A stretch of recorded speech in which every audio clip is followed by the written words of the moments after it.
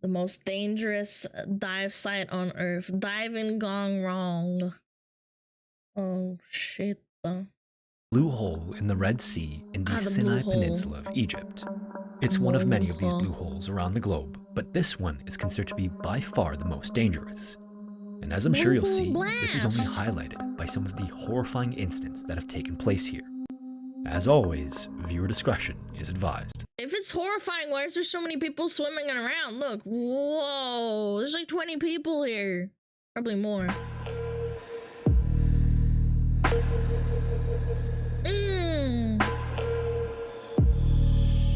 Those are AI? Why didn't I think of that? This is Tariq Omar. Professionally, he is a technical diver and instructor. Unofficially, he is nicknamed the Bone Collector. He's also I thought he was gonna say boner collector, not gonna lie. Been called the Gravekeeper, and the grave or cemetery that he keeps is the Blue Hole in the Sinai Peninsula of Egypt. The Blue Hole is one of the most popular dive sites on Earth for both novice and expert divers. It's also thought to be the single deadliest dive site on the planet. Over the years, it's estimated that at least 130 people have lost their lives diving the hole, but some Why do they keep going in there for 130 people, man? estimates put the figure at over 200. On top of that, since no official records have been kept, no one is really sure exactly. It could be significantly higher still. Since the late 90s, Tariq has been involved in the majority, if not all of the body recoveries that have been performed. And although this isn't all of the over 100 divers who've lost their lives here, I really hope he doesn't become one of the divers that's get lost. That would suck. Being the guy that does all the dirty work and doing all this good, and then being one of the victims. Why do people keep climbing Everest? That's a good point. Why do they? I don't know. Death wishes. Still enough that he's lost count. After 2 decades of making the recoveries, the only names that he remembers are the first 2 that he ever recovered shortly after coming to the nearby city. They were Martin Gara and Gara and O'Regan. In 1997, Martin traveled from Ireland to Egypt to spend the year working as a dive instructor, taking advantage of all the great spots this area has to offer. Okay. Part of the way through the year, his friend Connor joined so that the 2 of them could finish out the rest of the year together. Connor was most of the way through the final phase of becoming an instructor as well, so both men were quite experienced, as well as considered to be careful and meticulous divers by the people who knew them. They also both loved diving so much that this trip was sort of like a test run for some big plans they had upon returning to Ireland. The 2 of them planned to scope out the area so they can then set up a travel agency that would specialize in overseas dive tours.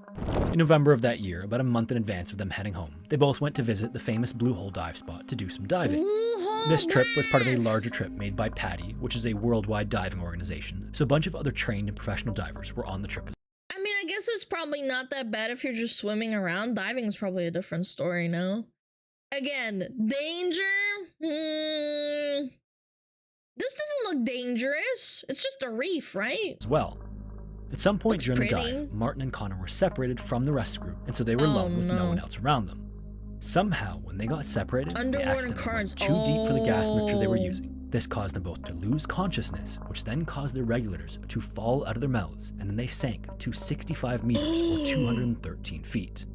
Oh my god, you cannot swim back up from that. That's terrible. All of the other divers only realized when everyone was on the surface and the 2 men were late for the scheduled return time. Divers quickly went back down to search for the men, but by the time they were found, it was already too late. Yeah, you can't recover. Their story is like so many others from the Blue Hole. Otherwise, careful and experienced divers go down into the hole, but then don't return. So what is it exactly that makes the Blue Hole so deadly? Maybe it would be a good idea first to define exactly what a blue hole is. Blue Hole is the Shy Lily Gigi sub-flavor. Not sponsored. Blue Hole plane. During past ice ages, sea levels were as low as 100 meters or 330 feet lower than what they are today. During this time, way more of the world's land masses were out of the water, which exposed many surface caves and sinkholes.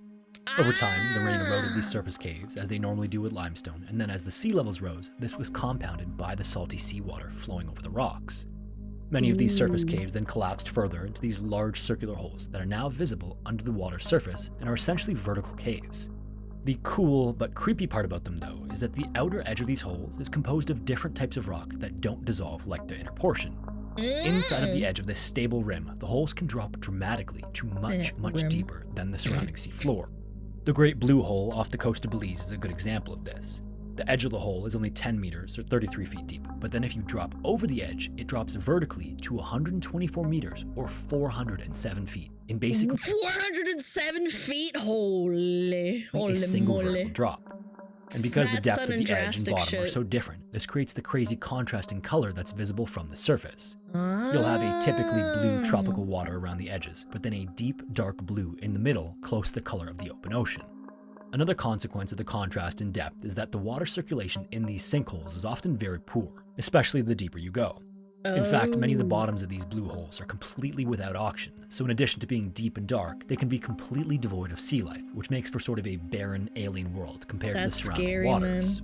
In any case, these blue holes are found worldwide and offer pretty unique diving conditions. They generally don't have a current because they're cut off from the rest of the water, so that's just one more variable divers don't have to worry about. Some of these are also very close to the shore too, so you can literally be on the beach, walk into the water a few feet away, and then down to hundreds of feet of depth. How many people that were like in the prehistoric ancient times, like where they fell in? I wonder. This makes them pretty accessible and convenient on top of everything else. It's for this reason that they're so popular for scuba diving and free diving even. But that doesn't really answer why these dive sites are so deadly. Or in particular, what makes the site near Dahab so deadly that it's called a diver cemetery. Unfortunately, there isn't a super clear answer to this question. In fact, it's not even clear if the site is actually more deadly than others. Since no official records are kept about how many dives have been done or the number of divers who died, you can't really compare the rate of fatalities to the average for diving. It could be more dangerous, and that's why the death toll is so high. Or it could simply be that the absolute number is higher because of the sheer number of dives that take place in the hole. Either way, weirdly, this reputation doesn't at all discourage people from coming. It seems to be the opposite. Part of the attraction even is that it has this sinister reputation. It's beautiful but deadly. On the shore, there's even a memorial for some of the divers who've lost their lives in the hole. Wait, is that in Russian? Ты всегда видел с мама. I can't read it, it's so tiny. Nikitin. Yeah, that's Russian. Ты всегда будешь с нами. Oh, ты всегда будешь с нами. Okay, yeah, you figured it out. Oh, that's so sad. Yeah, look, this is American plaque. This is a Russian one. This is a Russian one. And I think this one is a Russian one too. I can't read it though. It's very small. Almost morbidly, prospective divers come to check out these plaques shortly before entering the water, hoping not to need to be recovered by Tarek like Martin and Connor. I can't see, but you're the reality enough is sense. that the people who have been recovered are only a small fraction of the people who are actually down there. Due to the size and depth of the hole, sometimes people are not found until long after, at which point it's recommended not to recover them because of the decomposition that's already occurred. Morbidly as well, divers often take videos when they dive the blue hole. Then when they watch the video back later, occasionally, equipment belonging to these lost individuals is visible nestled in the sand or the rocks along the bottom. Oh, that is so morbid, man. That is so morbid! Your comrade's friggin' camera. Oh. One possibility to explain the danger of the hole in Dahab is its unique shape. From the water surface, the walls narrow like a funnel as you travel deeper. Then at 52 meters or 170 feet, there is a large arch on the far side of the hole. This arch opens up into another 26 meter or 85 foot tunnel that continues to descend diagonally until it passes through the wall of the hole into the open ocean. From there are rapid incremental drops in depth that go from 120 meters or 390 feet at the tunnel's exit all the way to 800 meters or 2,600 feet. There are several intermediate steps in between, but that is the final drop-off to the ocean floor. For these deeper steps, only technical diving is possible because regular air becomes toxic at these depths. It's also possible that it's for this reason that the hole is so dangerous. Maybe because of the rapid drop from the surface, it's just so easy for divers on regular air to descend too quickly without realizing how far they've gone.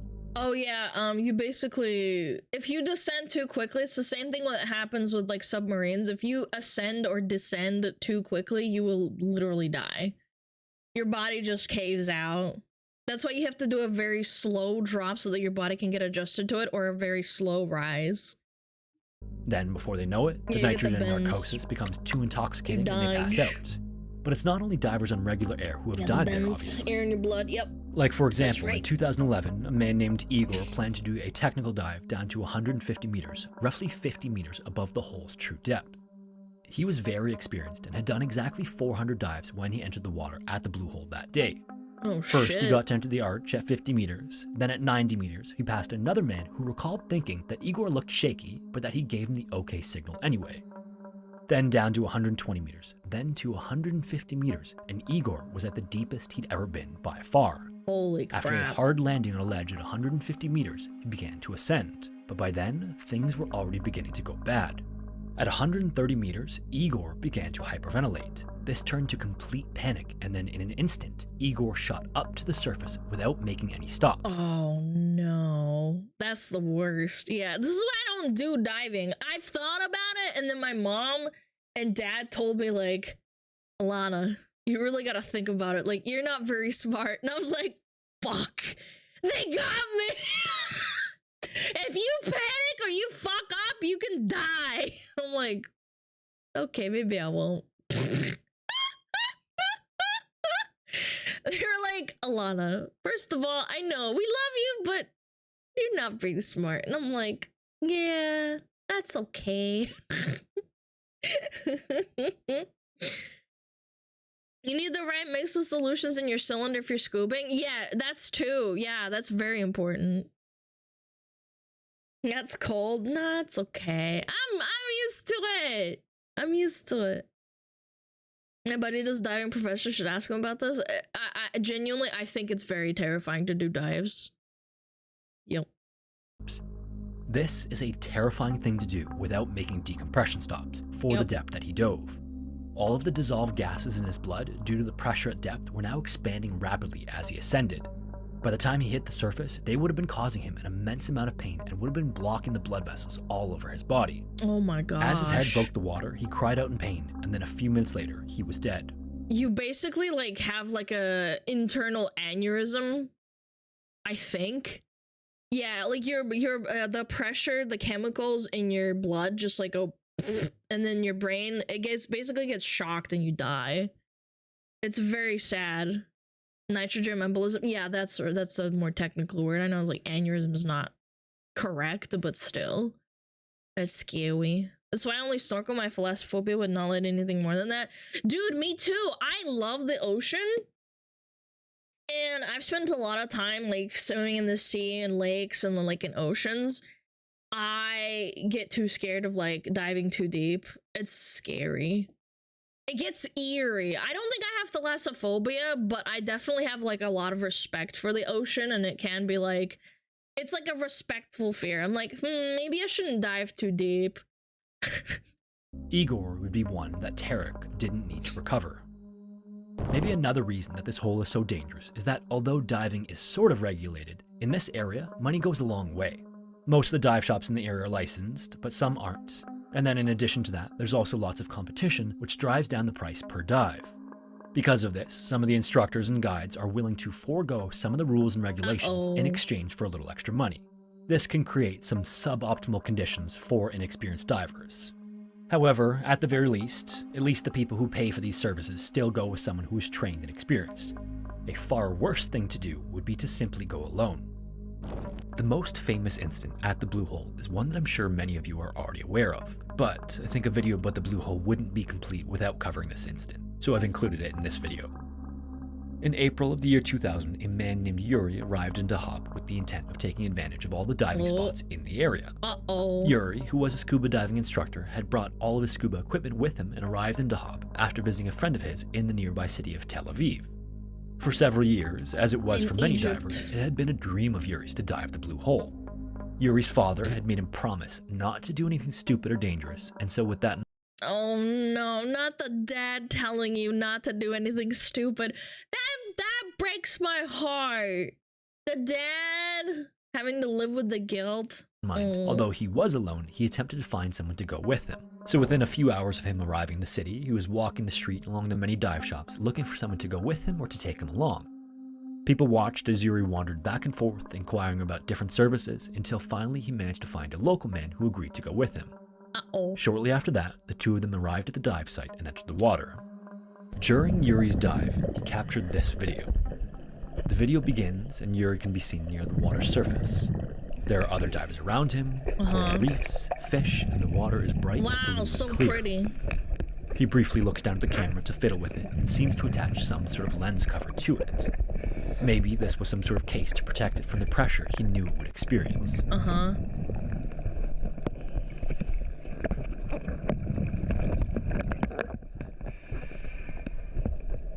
He fiddles with it some more, and then once he seems satisfied, his focus shifts to two other divers in front of him, and you can see the long string of bubbles floating up away from them, coming from their regulator. So eerie. They seem to be kicking gently to stay where they are, floating together almost as if they're talking. It's 2000.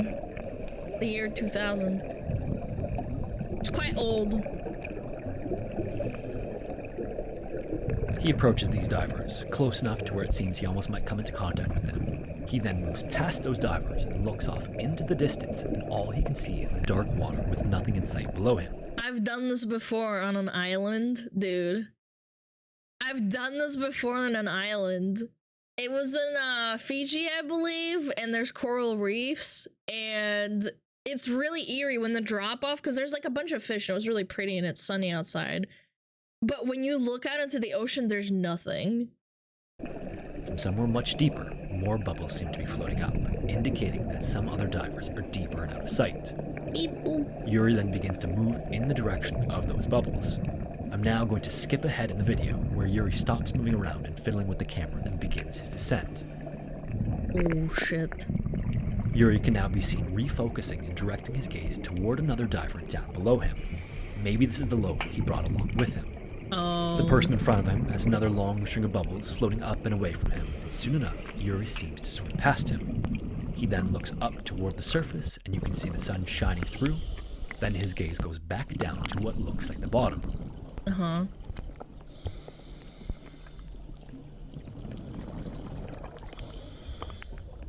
In reality, this is more like the inner wall of the hole, and Yuri is swimming along its contour.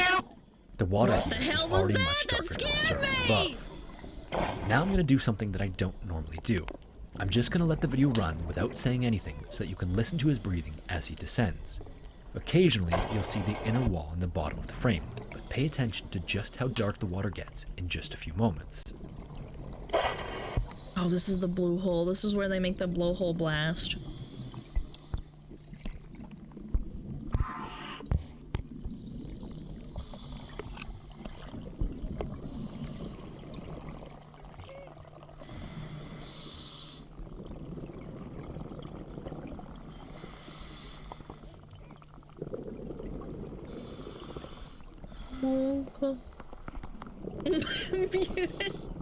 Hey, if you have a phobia, don't watch. We'll tell you when it's ready. Don't worry. Ooh.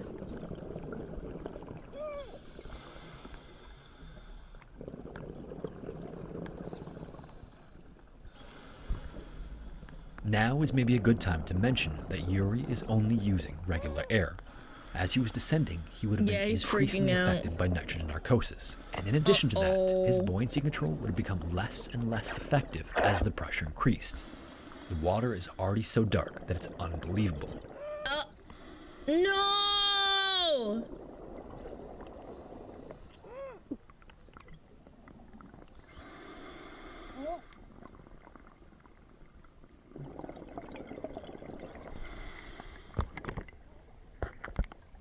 Oh no.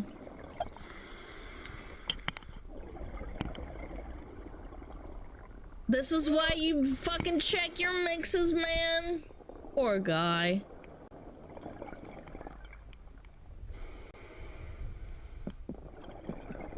Is squeaking something to do with the regulator, not his voice? Yeah, I'm about to say, guys, the squeaking is not him going. That's not him.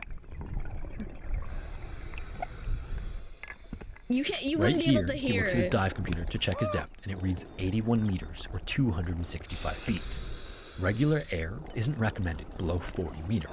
Yuri is almost twice as deep as that. Yeah, this is not him, like, going to struggle along the bottom of whatever ledge he's come to rest on, and it's unclear how aware he is of what's happening. Scuba dives for the brave and calm. Yeah, I absolutely agree. I would never scuba dive.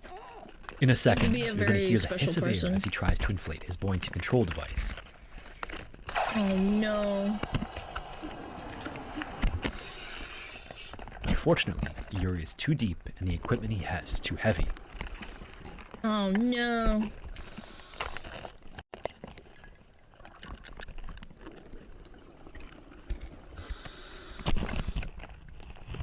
He struggles around for another few moments, possibly desperately trying to swim up, but it's already too late. You could not pay me to dive, man. It's too scary.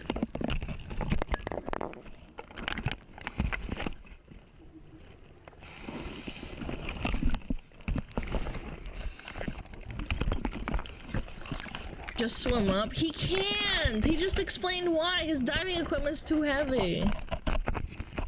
The camera cuts off while Yuri is still trying to navigate the terrifying situation he is in.